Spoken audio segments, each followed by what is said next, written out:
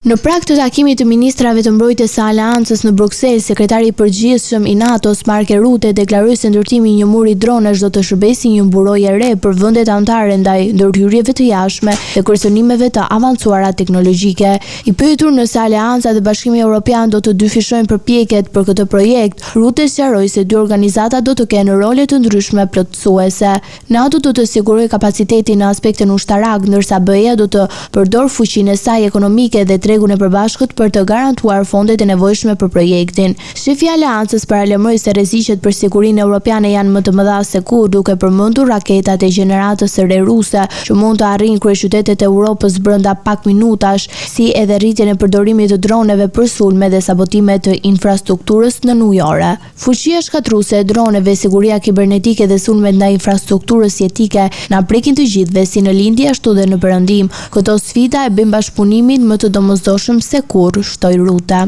Në takimin e ministrave të mbrojtjes në Bruksel pritet të diskutohet gjithashtu forcimi i mbështetjes për Ukrainën, një temë që mbetet në qendër të agjendës euroatlantike. I pranishëm në takim është edhe sekretari amerikan i mbrojtjes Pete Hegseth, i cili theksoi se Shtetet e Bashkuara presin nga aleatët e NATO-s të blejnë dhe dhurojnë më shumë armë amerikane për Ukrainën në kuadër të iniciativës së re të quajtur Lista e kërkesave me prioritet për Ukrainën. Hegseth shtoi se kjo nismë synon të sigurojë Kievit fuqi zjarri më të mëdha, ndërsa presidenti Donald Trump shërton mundësinë e furnizimit në Ukrainë me raketa dhe rreze të gjata veprimi, një vendim që do të kishte peshë të madhe strategjike në luftën kundër Rusisë. Takimi i NATO-s zhvillohet në një moment të tensioneve të larta pas shkeljeve të hapësirës ajrore të Polonisë dhe Estonisë nga avion rus, që kanë rritur frikën për një zgjerim të konfliktit. Paralelisht, Bashkimi Evropian pritet të zhvillojë mbrëmjen e sotme një mbledhje të ministrave të mbrojtjes, ku tema kryesore mbetet ajo